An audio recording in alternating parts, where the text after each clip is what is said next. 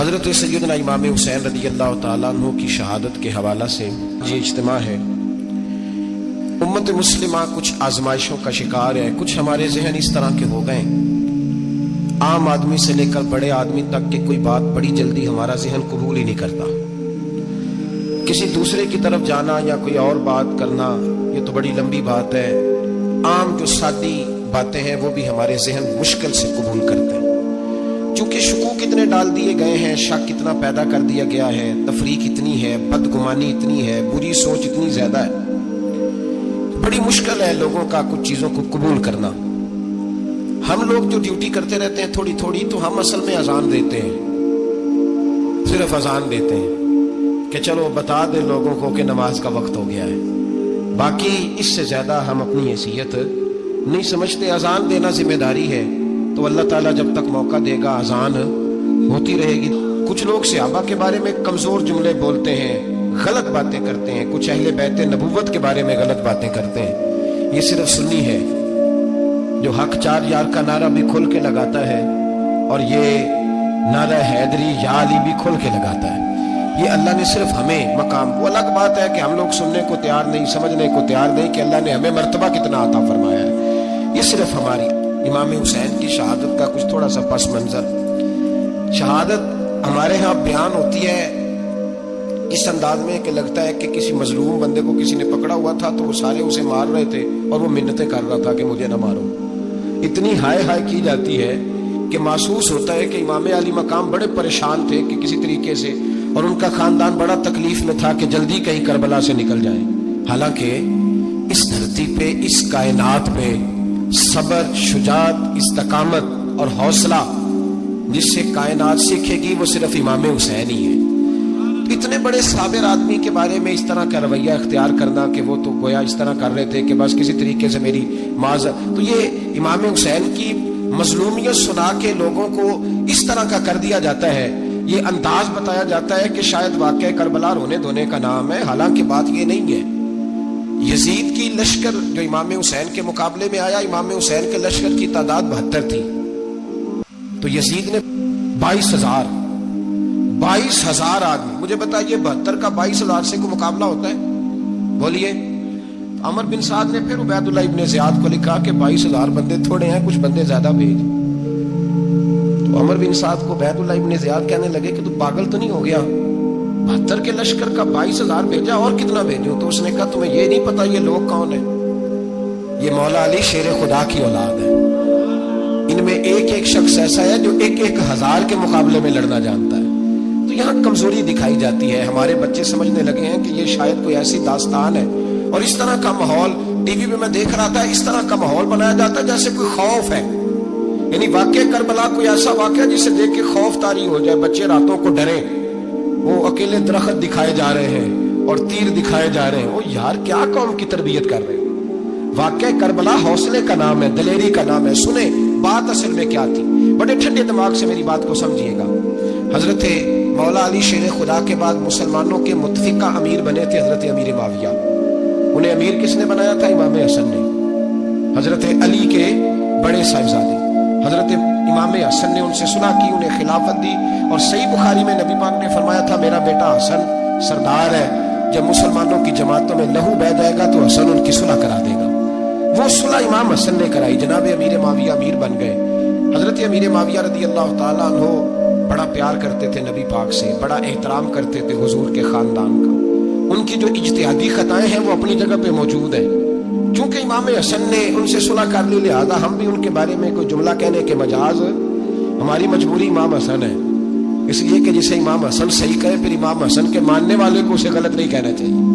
حضرت امیر معاویہ رضی اللہ تعالیٰ عنہ کا جب وصال ہوا تو حضرت امام حسن پہلے ہی ان سے وصال کر گئے، آپ کو زہر دے دیا کہ آپ شہید ہو گئے۔ امام حسین موجود تھے، تو یزید کے بارے میں لوگوں نے کہا جناب امیر معاویہ سے کہ یہ ٹھیک ہے، مناسب ہے، اور بہادر ہے، دلیر ہے۔ وہ جو ہوتے ہیں نا خوشامدی ٹولہ، ہمارے ملک میں جو اچھی خوشامد کرے اسے اچھی وزارت ملتی ہے، اچھی وزارت اسے دیتے ہیں، جو ذرا صحیح بدتمیز بھی ہو اور صحیح وکالت کرنے والا اسے وزارت صحیح دیتے ہیں۔ تو حضرت امیر معاویہ کے گرد بھی کچھ ایسے لوگ تھے، انہوں نے آپ سے کہا کہ یزید کو نامزد کر دے، تو آپ نے یزید کو بلایا، حوالہ مجھ سے دیکھ لیجئے گا، بلا کے فرمایا کہ 3 بندوں کے سامنے اپنی خلافت پیش کرنا، اگر وہ تجھے مان جائیں تو امیر بن جانا، نہ مانے تو چپ کر کے گھر بیٹھ جانا۔ وہ 3 بندے کون ہیں؟ جناب عبداللہ ابن عباس، حضرت عبداللہ بن زبیر اور امام حسین رضی اللہ تعالیٰ۔ یہ وصیت فرمائی جناب امیر معاویہ۔ ہوا یہ کہ یزید جب امیر بنا نا، 2-3 چیزیں ہوتی ہیں جب کسی بندے کو قابو کرنا ہوتا ہے، 2-3-4-5 چیزیں ایسی ہوتی ہیں جس سے بندہ قابو آتا ہے۔ تو اس نے بھی فوری طور پہ، یزید نے دیکھا میرے لیے مسئلہ کیا بن سکتا ہے۔ ولید بن عتبہ اس وقت مدینے کا گورنر تھا۔ یزید نے اس کو خط لکھا کہ امیر عرب کا رواج آج بھی ہے کہ جب تک نئے خلیفہ کی بیعت نہیں ہو جاتی پرانے کے انتقال کی خبر ہی نہیں دیتے، اس کو رکھے رکھتے ہیں۔ یہ ان کا طریقہ ہے۔ وہ کہتے ہیں کہ ولی عہد اچھی طرح قبضہ کر لے پھر بتائیں گے۔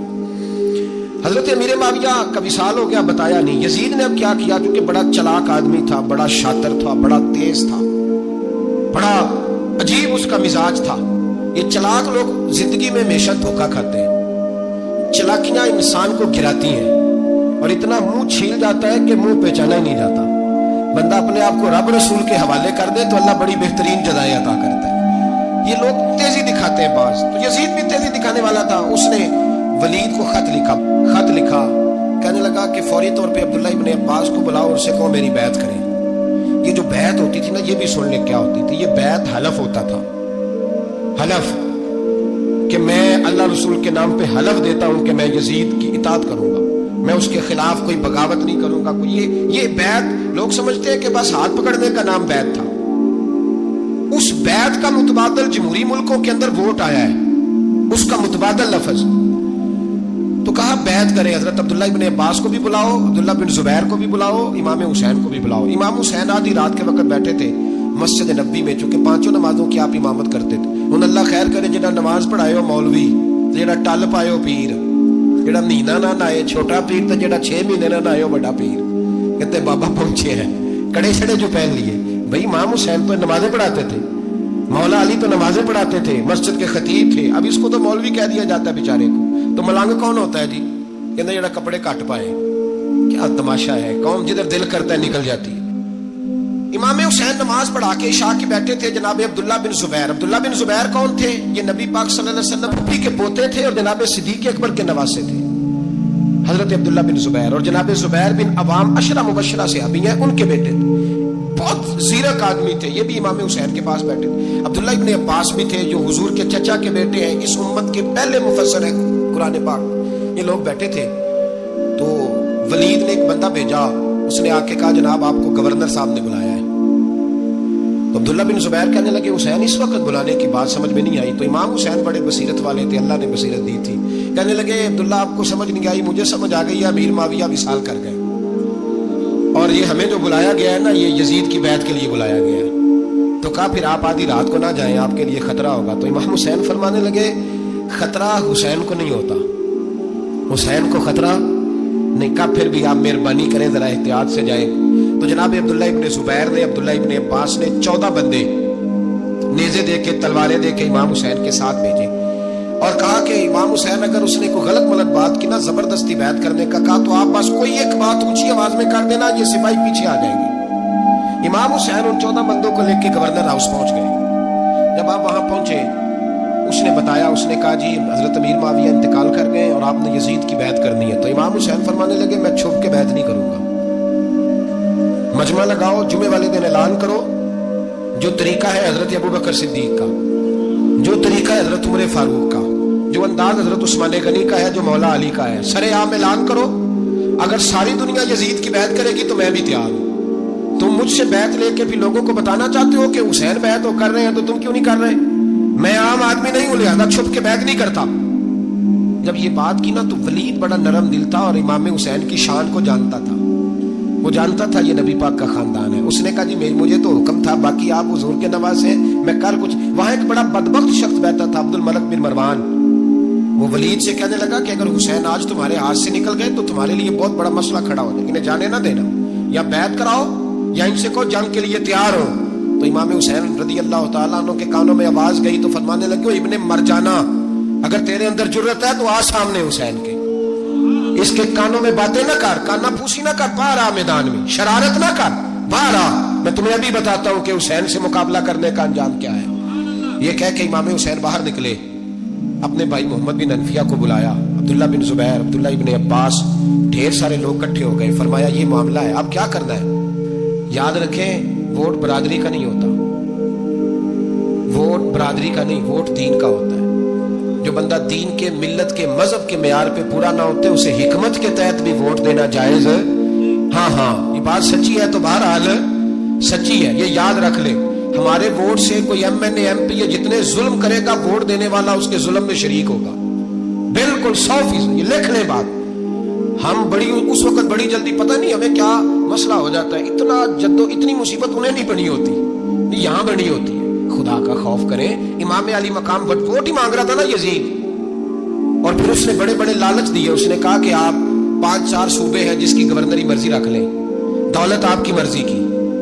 تو پھر آج ہمیں بھی لوگ مشورہ دیتے ہیں، کہتے ہیں مسجد میں سیاست نہیں ہونی چاہیے۔ میں نے کہا کیا کریں، یہ امام حسین ہمیں مجبور کر گئے، کوئی نہ کوئی بات کرنی پڑی جاتی ہے۔ امام علی مقام نے فرمایا چھپ کے ووٹ کی بات، بیعت کی بات نہیں ہو سکتی۔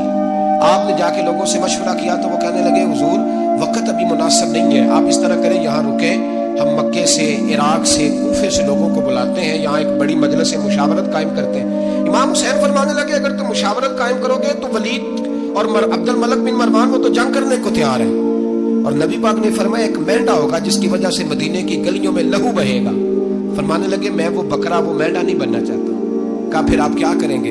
تو امام حسین رو پڑے، فرمانے لگے میں مدینہ چھوڑ جاؤں گا لیکن مدینے کی حرمت پامال نہیں ہونے دوں گا۔ امام علی مقام آدھی رات کے وقت نکلے۔ سیدہ فاطمہ کا دروازہ ایک اس دن تھا جس دن حضرت مولا علی کوفے چلے گئے، اور دوبارہ آج تالا لگا جب امام حسین نکلے۔ آپ جنت البقیع کے پیچھے کھڑے ہو کے حضور کا روزہ دیکھنے لگے۔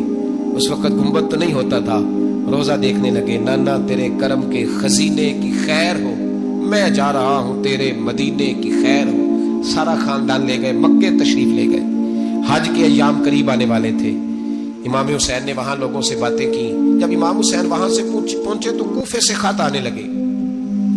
کوفہ حضرت علی کا دارالخلافہ تھا، وہاں آپ کے محبین، پیار کرنے والے ڈھیروں تھے۔ انہیں خط لکھے کہ حضور آپ چپ کر کے بیٹھے ہوئے ہیں اور ہمارے اوپر یزید مسلط ہو گیا ہے، آپ اگر میدان میں نہیں نکلیں گے، آپ نہیں آئیں گے تو ہم اللہ کی بارگاہ میں شکوہ کریں گے کہ کوئی ہماری کمان کرنے کو تیار ہی نہیں ہوا۔ اور وہ خط 1 2 3 نہیں آئے، وہ خط اتنے تھے کہ 3 بوریوں میں بھرے تھے امام حسین، 3 بوریوں میں۔ اب مجبوری ہو جاتی ہے، حق کے لیے کئی دفعہ بات کرنا مجبوری ہوتی ہے، اگر نہیں کرے گا تو پھر اس کو بھی قبر میں جواب دینا پڑے گا۔ امام علی مقام رضی اللہ تعالیٰ عنہ نے مکے میں اب لوگوں کو جمع کیا مشورے کے لیے۔ ہر بندے نے کہا حضور وہ بلا تو رہے ہیں پر اپنے وعدوں کے پکے بڑے کم لوگ ہوتے ہیں، بڑے کم لوگ، جسے زندگی ہو پیاری وہ یہیں سے لوٹ جائے۔ میرے قافلے میں شامل کوئی کم ظرف نہیں ہے، بڑے کم لوگ ہوتے ہیں جو ارادوں کے، وعدوں کے ہمیشہ ساتھ چلنے کے پکے ہوتے ہیں، ورنہ بڑے لوگوں کو گرمی لگنے لگتی ہے، بڑے لوگوں کی مشکلات آتی ہیں، بڑے لوگ ایسے ہوتے ہیں جن کی مجبوریاں بن جاتی ہیں۔ کہا حضور وہ پکے نہیں، آپ نہ جائیں۔ ہر بندے نے کہا حالات ٹھیک نہیں، حالات گراؤنڈ ریالٹی صحیح نہیں، یہی مشورہ آج بھی ہر بندہ دیتا ہے، ابھی حالات نہیں، اتنے خراب حالات کبھی نہیں ہوئے تھے جتنے امام حسین کے دور میں تھے۔ لیکن فرمایا میں دین کے خلاف غلط حکمران کو مسلط ہونے کی اجازت مزاحمت کروں گا، مخالفت کروں گا۔ امام کہنے لگے کوئی بات نہیں، وہ میرے ساتھ چلے نہ چلے لیکن میں کوفے جاؤں گا، وہ لوگ میرے ساتھ کھڑا ہونے کو تیار ہے تو وہ جھوٹ ہے یا سچ ہے پر میں چلوں گا۔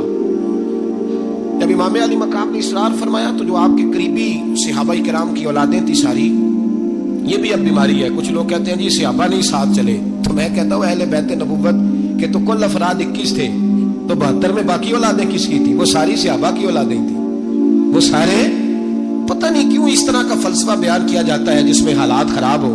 حضرت سیدنا امام علی مقام کو جب بہت زیادہ کہا گیا نا تو امام حسین رضی اللہ تعالیٰ انہوں نے فرمایا چلو میں ایک کام کرتا ہوں، مسلم بن عقیل کو بھیجتا ہوں، حضرت علی کے بھتیجے ہیں، امام حسین رضی اللہ تعالیٰ عنہ کے چچا کے بیٹے ہیں، حضرت عقیل کے صاحبزادے مسلم بن عقیل، بڑے سمجھدار آدمی تھے، معاملہ فہم تھے، بڑے جری تھے، اتنا زبردست مشورہ کم لوگ دیتے ہیں جتنا حضرت مسلم بن عقیل دیتے تھے۔ ان کو بھیجا گیا کوفے، اب اس میں بڑی تفصیل ہے. وہ اپنے 2 بچے بھی لے گئے. جب وہ کوفے پہنچے نا تو کوفے پر جناب نعمان بن بشیر کی حکومت تھی.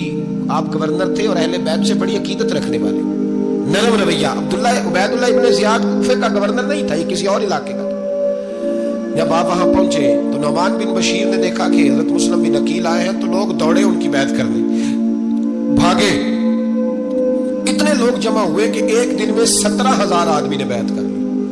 تو تم پتہ ہے نا, جڑا الیکشن لڑتا ہوں راتی جیت کی سوندا ہے, وہ فاتح ہوتا ہے, ہر روز جیتتا ہے. پتہ اسی دن چلتا ہے جس دن الیکشن کا ریزلٹ اناؤنس ہوتا ہے. 17,000 آدمی ایک دن آیا. اب وہ جو امام مسلم بن عقیل کے وہاں نعرے لگانے والے تھے, کہنے لگے حضور یہ پہلے دن کی کارکردگی ہے, 2-4 دن میں دیکھیے کیا ہوتا ہے. 2-4 دن میں کیا ہوا, 40,000 آدمی نے بیعت کر لی.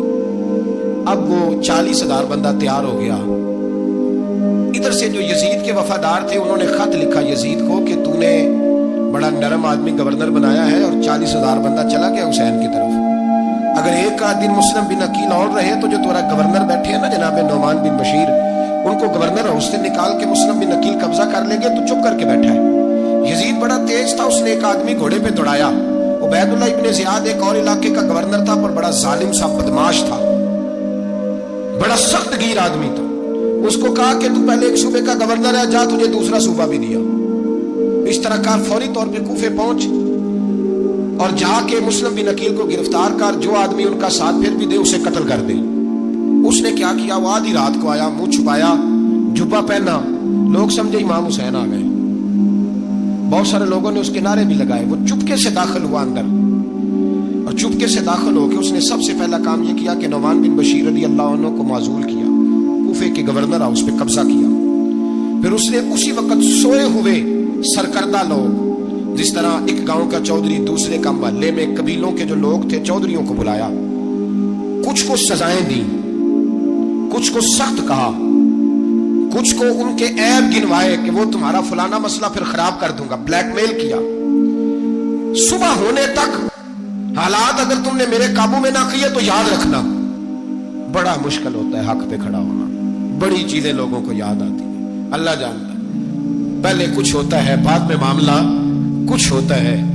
حضرت مسلم بن عقیل کے ساتھ جس دن عبید اللہ ابن زیاد آیا 40,000 کا لشکر تھا.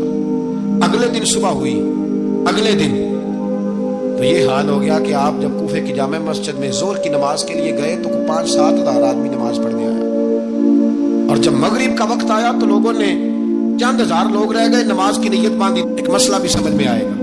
لوگوں نے نماز کی نیت باندھی تو حضرت مسلم بن عقیل امامت کر رہے ہیں, ہاتھ باندھے ہوئے, تو بہت سارے لوگوں نے پیچھے ہاتھ چھوڑ دیے. ایک بندے نے دوسرے سے پوچھا وہ ہاتھ کیوں نہیں باندھتے؟ کہنے لگے اگر عبید اللہ ابن زیاد کے کسی بندے نے دیکھ لیا نا تو ہم اسے کہیں گے ہم تو نماز پڑھ ہی نہیں رہے تھے, ویسے ہی کھڑے تھے, ہاتھ ہی نہیں باندھے سرے سے. جب نماز کی امامت باندھی تو 10-11 صفیں تھیں. جب مسلم بن عقیل رضی اللہ تعالیٰ نے سلام پھیرا تو پیچھے بندہ ہی کوئی نہیں تھا. حضرت مسلم بن عقیل کو گرفتار کیا گیا. عرب کا رواج تھا دشمن کو سخت سزا دیں تاکہ باعث عبرت بنے.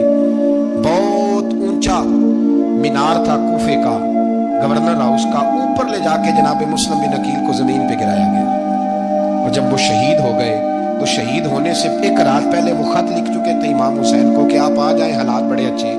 خط ملا تو امام حسین مکے سے کوفے کی جانب چل پڑے. امام علی مقام رضی اللہ تعالیٰ عنہ جب چل پڑے, تشریف لا رہے تھے تو رستے میں فرزق شاعر ملا, بڑا محب اہل بیت تھا.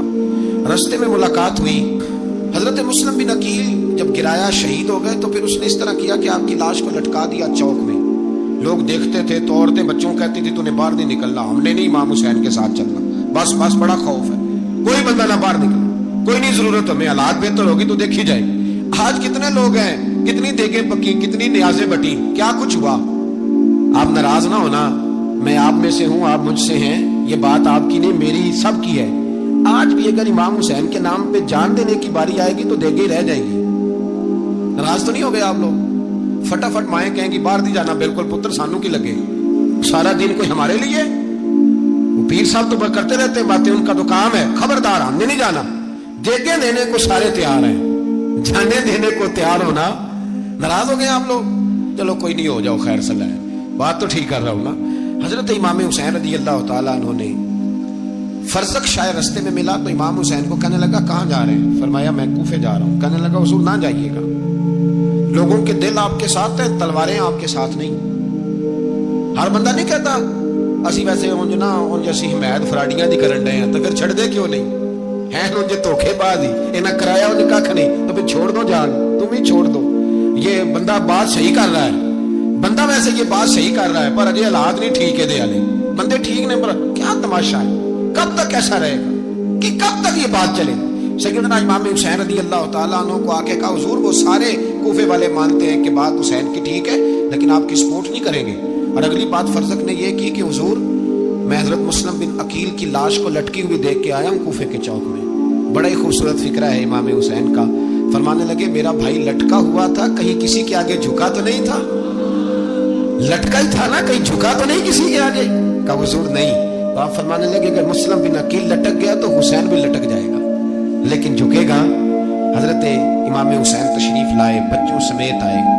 حور بن یزید ایک شخص تھا، حور بن یزید، حور بن یزید نام یاد رکھنا. حور بن یزید ایک مختصر سا لشکر لے کے اس نے امام حسین کو ایک جگہ پہ روکا، پھر دوسری جگہ پہ روکا، بل آ کر تیسری جگہ پہ روکا. تو امام حسین نے فرمایا جگہ کون سی ہے؟ کہا حضور کرب و بلا. فرمایا بس یہی خیمے لگا دو، یہی. حضرت سیدہ زینب نے پوچھا امام حسین سے کہ سارے زمانے نے روکا ہے، ٹھیک ہے آپ حق پہ ہیں، یہ بھی سب نے کہا آپ حق پہ ہیں، پر روکا بھی سب نے، آپ روکے کیوں نہیں؟ تو ابن کثیر اور ابن اسیر لکھتے ہیں کہ امام حسین رو پڑے، کہنے لگے بہن میں رک جاتا پر میں نے رات کو نانا مصطفیٰ کو خواب میں دیکھا ہے. تو حضور نے فرمایا حسین اگر آج یہ رواج پڑ گیا نا یزید جیسے لوگوں کا تو قیامت تک پڑا رہے گا. پھر لوگ کہیں گے کوئی نکلا نہیں تھا تو ہمیں بھی نکلنا. پھر لوگ ظالموں کے سامنے گردنیں جھکانے کے عادی ہو جائیں. میں کہتا رہتا ہوں، کہہ رہا ہوں، کربلا کی جنگ کفر اسلام کی جنگ نہیں، کفر اسلام کی جنگ نہیں کربلا کی. کیونکہ یزید تو بڑا پکا نمازی تھا، خطبہ دیتا تھا. وہ تو جب امام حسین رضی اللہ تعالیٰ عنہ نے کربلا کے میدان میں جمعے کا دن تھا تو یزید کے سامنے کو بات کرنی شروع کی عمر بن سعد کے سامنے. تو عمر بن سعد کہنے لگا حسین زیادہ باتیں نہ کر، ہمارا جمعہ لیٹ ہو رہا ہے، جنگ کے لیے تیار ہو، فٹافٹ آ. اہل بیت نبوت کو قتل کریں گے اور قتل کے بعد پھر نماز پڑھیں گے اور پھر کہیں گے اللہم صلی علی محمد وعلی آل محمد، اسی نماز میں پھر درود بھی پڑھیں گے. یہ کیسا مرتبہ ہے، کیسا انداز ہے، دوستی قاتل سے بھی مقتول سے یارانہ بھی. حور بن یزید امام حسین سے کہنے لگا مجھے حکم ہے آپ کو روکنے کا، آپ آگے نہیں جا سکتے. امام صاحب نے فرمایا وجہ زمین اللہ کی ہے. اس نے کہا آپ بیعت نہیں کر رہے، یزید کی حالات آپ کے حق میں درست نہیں ہیں، آپ نہیں جائیں گے. امام روک گئے. ظہر کی نماز کا وقت ہوا تو حضرت علی اکبر امام حسین کے بڑے صاحبزادے انہوں نے اذان ظہر پڑھی تو حور بن یزید کے لشکر نے امام حسین کے پیچھے نماز ادا کی. کہا بھئی تم مقابلے میں آئے ہو نماز پیچھے پڑھتے ہو؟ کہا حضور مقابلہ تو تلواروں سے کر رہے ہیں پر ہمارا دل تو مانتا ہے نا کہ مصطفیٰ کا نواسہ بڑی شان والا ہے.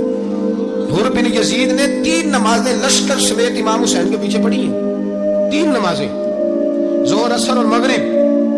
پھر امام حسین کے سامنے شرائط پیش کی کہ آپ کو یہاں گھیر لیا گیا ہے، یہاں آپ بیعت کریں گے یا جنگ کریں گے، 2 ہی باتیں. امام حسین نے فرمایا نہیں بھائی بیعت تو میں نہیں کرتا، اس کے علاوہ تم جو کہتے ہو میں کرنے کو تیار ہوں. اس نے خط لکھا، عبید اللہ ابن زیاد کو ایک بندہ دوڑایا پیچھے، کوفے چند میل پہ کوفہ تھا. کہا وہ نہیں مان رہے، کیا کرنا ہے؟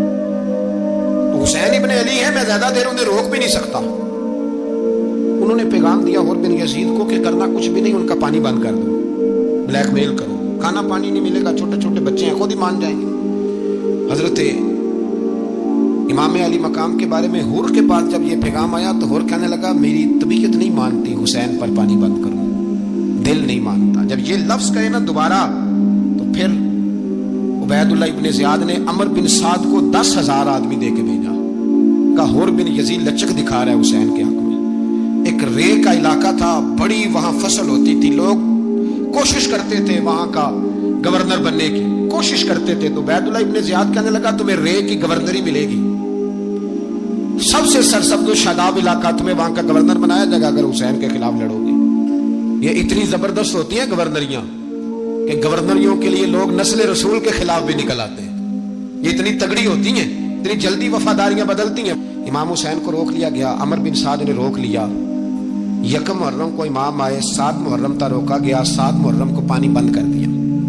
جانور پانی پیتے تھے، گھوڑے پیتے تھے، کتے پیتے تھے، لیکن مصطفیٰ کے घराने को पानी पीने की इजाजत। 3 दिन तक पानी बंद रहा। 9 मुहर्रम को अमर बिन साद ने और लोग बुलाए।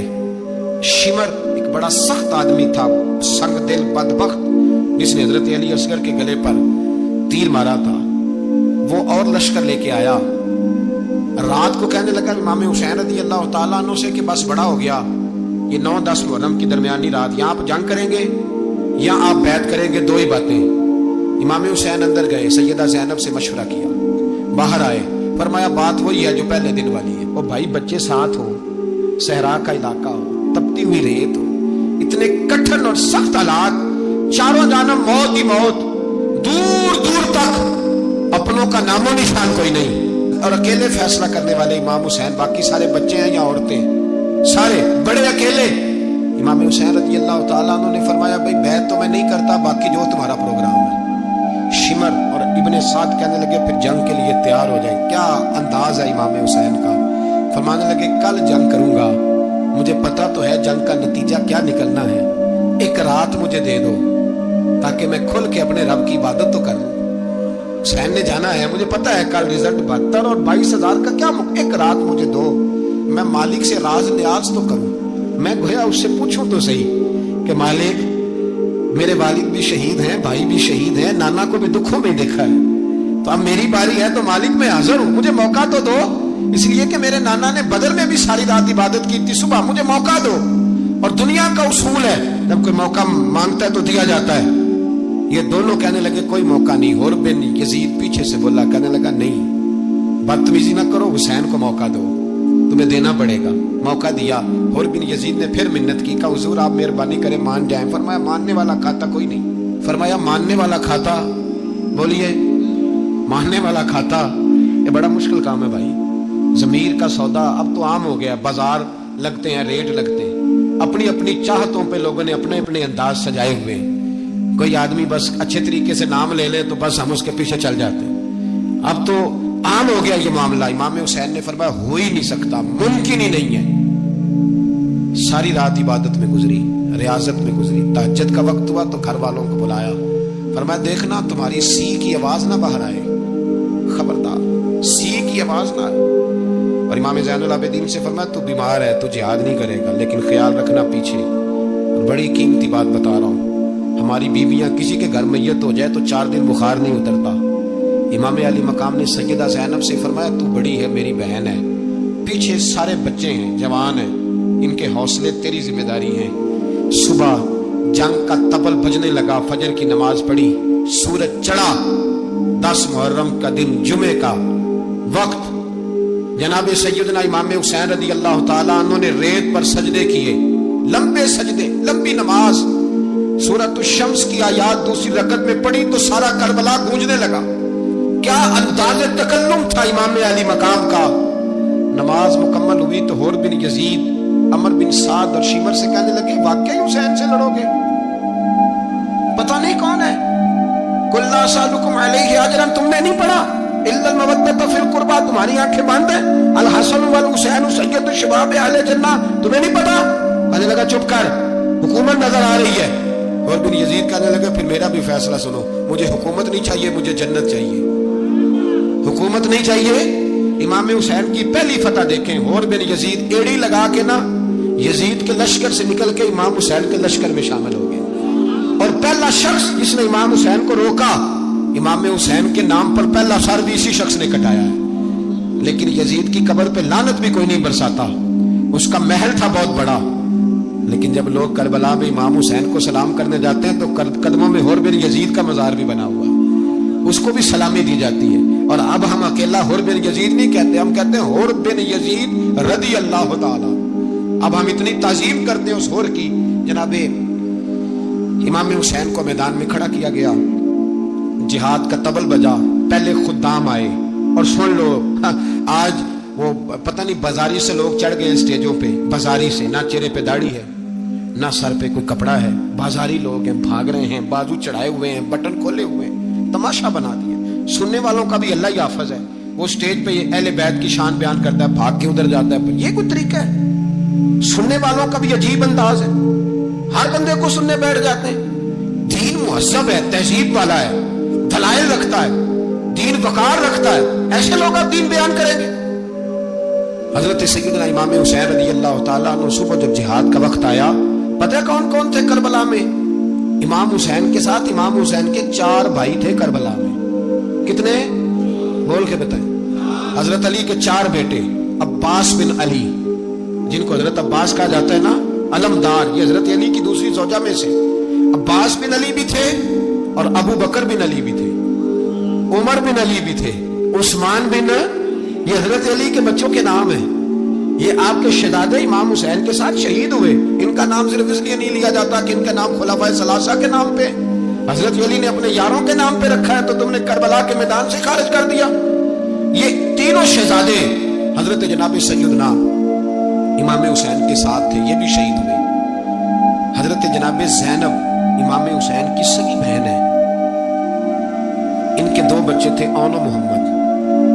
جب امام حسین میدان میں جانے لگے تو جناب زینب بچوں سے کہنے لگی، نہ پہلے بھائی نہیں جائے گا، پہلے بھانجے جائیں گے۔ 2 بچے شہید ہوئے۔ حضرت قاسم بن حسن امام حسن کے بیٹے تھے، وہ جب میدان میں جانے لگے تو امام حسین نے کہا، نہیں تو نہیں جائے گا، تو میرے بھائی کی نشانی ہے، میں جاؤں گا۔ تو حضرت قاسم بن حسن نے ایک تعویذ کھول کے دیا کہ ابا جی میرے والد نے کہا تھا جب بڑی مشکل آ جائے تو تعویذ کھول کے دیکھنا، تو آج بڑی مشکل آئی ہے تو میں نے تعویذ کھولا ہے، تو یہ دیکھیں کیا لکھا ہے، یہ تو رکا ہے، تعویذ ہے ہی نہیں۔ جب کھول کے دیکھا تو اس پہ لکھا تھا، قاسم اگر حسین پہ کوئی کڑا وقت آ جائے تو بیٹے کے آگے آگے رہنا، اگر کڑا وقت میرے بھائی پہ کبھی آ جائے نا، دیکھنا اس کے آگے آگے چلنا، اسے حسن کی کمی نہ محسوس ہو، پائیاں جہاں ساک نہیں کوئی جے وچ خار نہ ہوئے۔ سیدنا امام حسین پہلی دفعہ کربلا میں اس وقت روئے جب یہ رکا، آپ نے دیکھا تو فرمایا ٹھیک ہے، اگر حسن کی یہ وصیت ہے تو میں نے زندگی میں اگر ان کی ہر بات مانی ہے، اب بھی مانوں گا، تمہیں اجازت ہے۔ جناب قاسم بن حسن 16 سال کا جوان جب میدان میں نکلے تو ہائے ہائے پتہ نہیں کہاں سے آ گئی ہے۔ امام قاسم بن حسن جب میدان میں نکلے تو تبری سے لے کر علامہ ابو الاسناد صاحب سب کو پڑھ کے تو دیکھو، 3 دن کی پیاس ہے، شدید آزمائش ہے، دکھ ہے، تکلیفیں ہیں، پھر بھی پہلی دفعہ جب میدان میں گئے ہیں، واپس آئے ہیں، 19 لوگوں کو قتل کر کے واپس آئے، 19 لوگوں کو ایک بار میں حضرت ایسے ہی تماشا بنا دیا ہے۔ مظلوم تھے وہ تو رو رہے تھے، ہر مقرر یہ کہہ رہا ہے کہ وہ تو بار بار کہہ رہا پانی مل جائے، پانی آ جائے، ترس گئے۔ خدا کا خوف کرو، یہ دلیر لوگ تھے، ان کی باتیں آج بھی پڑھ کے دلیری پیدا ہوتی ہے، دلیری پیدا ہوتی ہے، دلیری۔ سناؤ قصہ خیبر کو، تمامی اپنے بچوں کو علی کی داستان سن کے دلوں سے ڈر نکلتا ہے، علی کی داستان سن کے دلوں سے، یہ جو بچے ڈر رہے ہیں نا، وہ چمگادڑ آ گئی، کاکروچ آ گیا، یہ خوف نکل جائے گا اگر حضرت قاسم بن حسن کی بات سنیں گے۔ درجنوں لوگ آپ نے قتل کیے۔ ایک دفعہ آئے، کہا چاچا یزید کا لشکر تو بڑا بزدل ہے، اگر چند قطرے پانی میرے حلق سے گزرے تو میں سارے کاٹ کے لے آؤں گا آپ کے پاس، چند قطرے۔ لیکن تھوڑی دیر گزری، عمر بن سعد کہنے لگا اکیلے اکیلے جاؤ گے تو علی کا پوتا ہے، یہ سب کو مار دے گا، اکٹھے جاؤ۔ چاروں جانب سے تیر برسے، ایک تیر لگا آ کے گردن کے پیچھے، بس جناب سیدنا قاسم بن حسن گھوڑے سے نیچے گرے۔ جناب زینب حوصلہ کر کے آنسو سمیٹ کے کہنے لگی، میں دیکھ رہی ہوں پردے کے پیچھے سے حسین میرے بھائی کا بیٹا گر گیا ہے، جا اسے اٹھا کے لا۔ حضرت امام حسین ان کو اٹھا کے لائے تو امام حسین نے سینے سے لگایا ہوا تھا تو ان کے پیر، ان کا قد لگتا تھا امام حسین سے زیادہ ہے، اٹھا کے لایا، لٹا دیا گیا۔ امام حسین کے اپنے بڑے بیٹے میدان میں نکلنے کو، علی اکبر نام ہے، جب جن لوگوں نے حضور کو نہیں دیکھا تھا، وہ جب کہتے نا ہم نے نبی پاک کا دیدار نہیں کیا تو بتاؤ کس طرح کے تھے، تو بتایا جاتا تھا کہ جناب علی اکبر کا دیدار کرو، ہم شبیہ مصطفیٰ۔ اور جب وہ گلیوں میں نکلتے تھے تو عورتیں چھتوں پہ چڑھ جاتی تھی۔ جناب علی اکبر رضی اللہ تعالیٰ عنہ تلوار لے کے میدان میں نکلے، جوان بیٹے دینے بڑے مشکل۔ او یارو رٹا کیا ہے یہ تو بتاؤ، کہ ظالم آدمی حکمران ہے، یار یہ رٹا ہے، ایک ظالم کا رستہ روکنا ہے، اس رٹے کے لیے ہم شبیہ مصطفیٰ۔ جناب سیدنا امام علی اکبر میدان میں نکلے، بڑے لوگ مارے، بڑے، پھر ایک تیر ان کے بھی گلے میں لگا، اور جب وہ گرے نا زمین پہ تو حضرت امام حسین دوڑ کے آئے، دوڑ کے، اور جب تشریف لائے تو ان کے گلے سے تیر کھینچا۔ ایک جملہ لکھا ہے صاحب تبری نے، اس نے حد کر دی کہنے لگے تیر کھینچا تو امام حسین کی آنکھوں میں آنسو آئے. کہنے لگے کاش جناب ابراہیم آج میرے سامنے ہوتے تو میں انہیں کہتا کہ آپ نے تو بیٹا ذبح کرتے وقت آنکھوں پہ پٹی باندھی تھی, دیکھو میں کھلی آنکھوں سے بچے ذبح کرنا, کھلی آنکھوں. کاش جناب ابراہیم خلیل ہوتے تو انہیں کہتا. جناب علی اکبر بھی شہید ہوئے. حضرت علی اصغر کو تو اچانک اٹھایا تھا امام حسین, باہر نکلے تو گردن پہ تیر لگا تو 6 مہینے کا بچہ وہ بھی شہید ہوا. خون اچھالا آسمان کی طرف تو کہا مولا دیکھ لے, میں نے 6 مہینے والا بھی نہیں بچایا, وہ بھی دے دیا ہے. پھر حضرت عباس کو بیٹیوں نے کہا کہ اب نہ, کچھ کہتے ہیں پہلے شہید ہوئے, کچھ نے لکھا بعد میں, کہ اب ہم سے پانی کے بغیر نہیں رہا جاتا. تو جناب عباس پانی کا مشکیزہ لے کے نکلے, باہر نکلے, ایک ہاتھ کٹا, دوسرے پہ مشکیزہ وہ بھی کٹا. دیکھ لو میں پس منظر پہ ہوں ابھی تک, میں بتا رہا ہوں کہ جہاد کس کے خلاف تھا؟ ظالم حکمران کے خلاف, ظالم کافر کے خلاف نہیں, مشرک کے خلاف نہیں. حضرت امام حسین رضی اللہ تعالیٰ عنہ نے ہر جگہ ایک ہی بات کی کہ یزید شرابی ہے تو بچے کٹوا دوں گا, شرابی کو ووٹ. یہ ایک نہیں, ہر کتاب میں یہی لکھا, ہر کتاب, اور ہر مسلک کی کتاب. یزید چونکہ مجرے دیکھتا ہے, رنڈیوں کا ناچ دیکھتا ہے, بچے کٹوا دوں گا, اس کے ہاتھ میں ہاتھ. امام حسین نے فرمایا چونکہ اللہ کی حدوں کو توڑتا ہے, حقوق اللہ پامال کرتا ہے, حدود اللہ, بچے کٹوا دوں گا لیکن اس کے ہاتھ میں ہاتھ.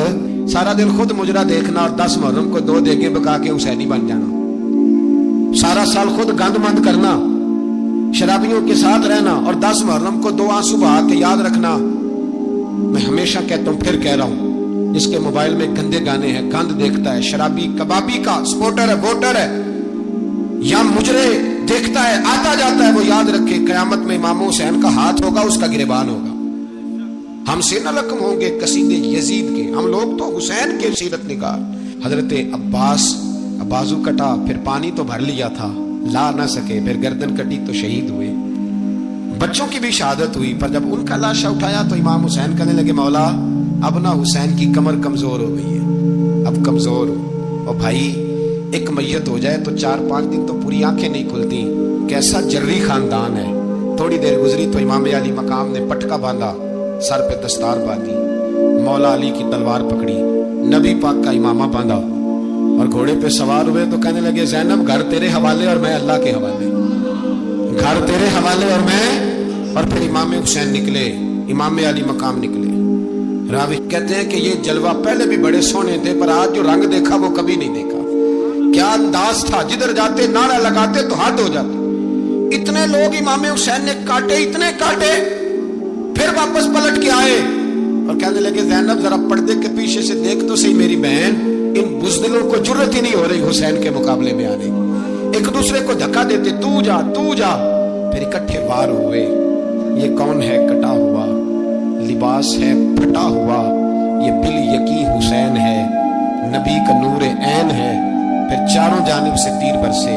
تو امام علی مقام چونکہ نماز کا وقت ہو گیا تھا, اترے گھوڑے سے, خون بہ رہا تھا, گرم ترین ریت سے تیمم کیا, سر سجدے میں رکھا, اور جب شمر آپ کی گردن کاٹنے لگا تو کہنے لگے ٹھہر جا ذرا رب سے ایک بات کر لینے دے. اور پھر بولے امام حسین, کہنے لگے مالک تو اب بتا کہ حسین سے راضی ہے کہ ناراض ہے, تو بتا. تو پھر ایک آواز آئی, یا ایتھا النفس مطمئنہ ارجعی الی ربک راضیۃ مرضیہ. فرمایا نفس مطمئنہ واپس آ جا, تو اللہ سے راضی ہے, اللہ تجھ سے راضی. امام حسین وہاں شہید ہو گئے. اب یہ قافلہ امام حسین کا سر کاٹ, ذرا دیکھنا غور کرنا, سر کاٹ کے نیزے پہ رکھا ہے, جسم کربلا میں پڑا ہے. عورتوں کو گھوڑوں پہ بٹھا کے لے جایا گیا یزید کے دربار میں. یزید پہلے عبید اللہ ابن زیاد نے بدتمیزی کی, پھر یزید نے کی. سعودی عرب کا ایک مولوی بول رہا تھا, سعودی عرب کا, ان سے بھی بڑا عشق ہے, جس نے تقریر سننی ہو میرے پاس ہے. ہمیں لوگ مشورے دیتے ہیں کہ جو یزید کو اچھا کہے اور حسین کو باغی کہے اس کو ہم امام مان لیں. اس بے شرم بے حیا کو جو نبی پاک کے گھرانے کے بارے میں بکے اسے امام. سعودی عرب میں مسجد نبی میں درس دینے والا, جس نے تقریر سننی ہو میرے پاس ہے.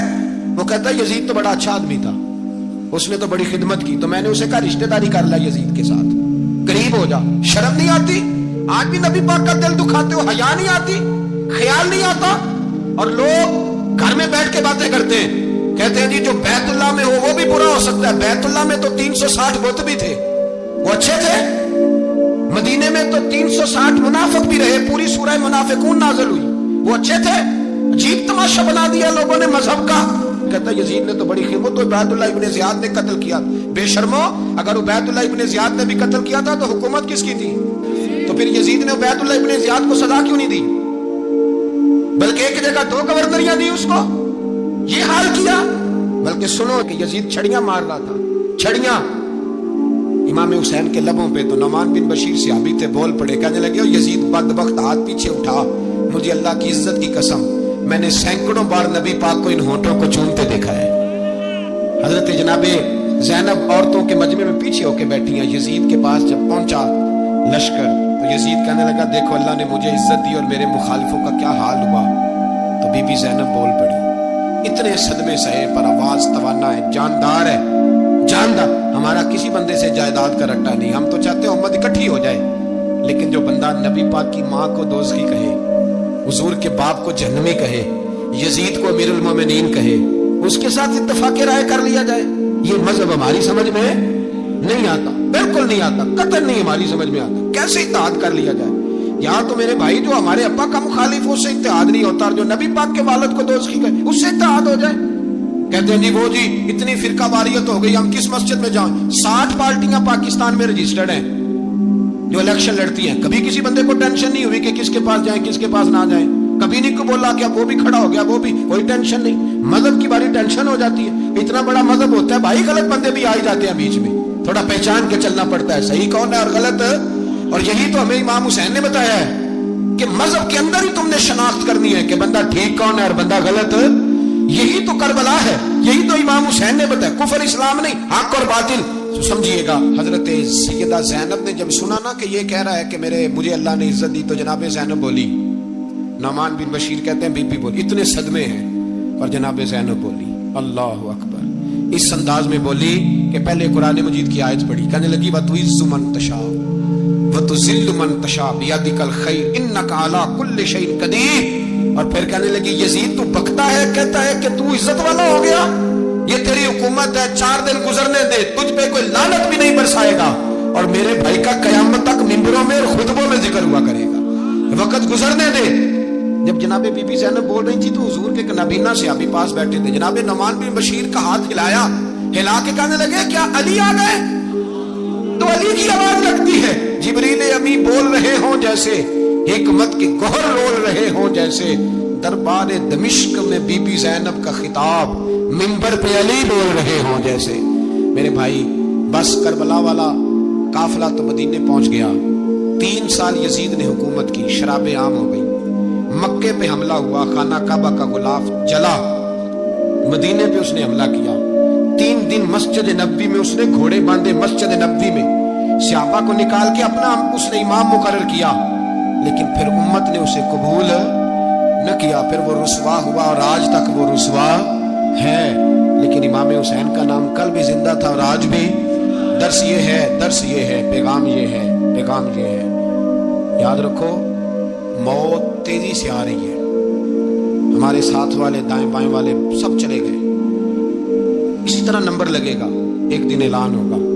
ضمیر کے قیدی بن کے زندگی نہ گزارو, بالکل نہ گزارو.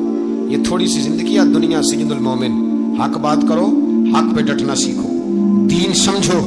خبردار, رسول پاک صلی اللہ علیہ وسلم کے دین میں ظالم, جابر, فاسق, فاجر کی کوئی گنجائش قطعاً نہیں ہے. اپنے آپ کو سمیٹو, اپنے آپ کو سنبھالو, دین میں اپنا کردار ادا کرنے کی کوشش کرو. دین طلب کرتا ہے ہم سے کہ ہم نے دین کو کیا دیا ہے. امام حسین نے سارا گھرانہ دین کے لیے دے دیا. ہمارا جو بچہ کسی کام کا نہیں رہتا اسے مدرسے داخل کراتے. ہم نے دین اتنا کمزور کر دیا ہے کہ عالم اگر شور نہ کرے, عالم اگر شور نہ کرے, زور نہ کرے, گھٹن والا ماحول ہو گیا. مذہب کی پوزیشن کمزور کر دی. اب جہاں تک اس بات کا تعلق ہے جی فرقے ہو گئے, تو میرے بھائی یہ کوئی اتنی خطرناک بات, یہ کوئی اتنا مشکل معاملہ نہیں ہے. یہ تو امام حسین نے بتا دیا تھا کہ یزید کے طور پر ایک غلط فرقہ کھڑا ہو گیا ہے, لہذا اس کا مقابلہ کرنا ہے. اس میں کوئی بری بات ہے, لیکن ایک سبق ہے بزرگوں کا کہ اگر سچی بات بھی نہیں کرنی تو پھر اس منبر کا حق ادا نہیں ہوتا. جو سچ بولے وہ حسینی ہے, جو ظالم کے سامنے کھڑا ہو جائے وہ حسینی ہے. جو مصلحت کوش ہو, جو کہے ٹائم نہیں, گراؤنڈ ریالٹی نہیں, حالات نہیں, طبیعت نہیں, موقع نہیں, تو ابھی امام حسین کے پیغام کو نہیں سمجھا. میں بہت سارے بزرگوں کا نام اس لیے نہیں لیتا کہ لوگ ایسے نہ کہیں کہ کسی کا نام کیش کرایا جا رہا ہے, لیکن میں نے سارے مناقب پڑھے ہیں. میری لائبریری میں کتابیں ہیں, میں پڑھتا رہتا ہوں, میں سفر میں بھی ساتھ رکھتا ہوں. لیکن حضرت شیخ عبدالصبور بیگ منشور ہزاروی کا شعر امام علی مقام کے مقابلے میں اس طرح کا ہے کہ مجھے سارے شاعروں سے زیادہ وزنی محسوس ہوتا ہے. انہوں نے کہا تھا اس شاہ مشرقین کی, اس نور عین کی مطلوب ہے جہاں کو قیادت حسین کی. دیکھیے ذرا حسن, اور ہر سو یزیدیوں کا زمانے میں زور ہے, ایک دو جگہ پہ نہیں, ہر سو یزیدیوں کا زمانے میں زور ہے. منشور آج پھر ہے ضرورت حسین کی, آج پھر ہے ضرورت ہے. آج لوگ حسینی بنے, امام حسین کے نقش قدم پر. وہ کہتے ہیں زور ہو گیا یزیدیوں کا, یہ ہمارے بزرگ ہمیں بتا گئے.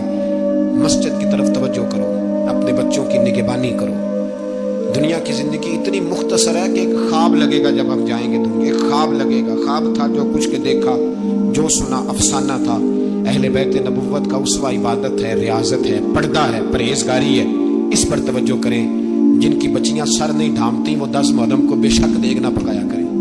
جو لوگ قرآن شریف پڑھنے کے عادی نہیں وہ بلا بے شک امام علی مقام کا ذکر نہ کریں, اس لیے کہ امام حسین نے سر سجدے میں کٹایا ہے اور تلاوت نیزے کی نوک پہ بھی جاری رکھی ہے. دین کے ساتھ اپنے آپ کو جوڑو, دیندار بنو, رسول اللہ کی غلامی اختیار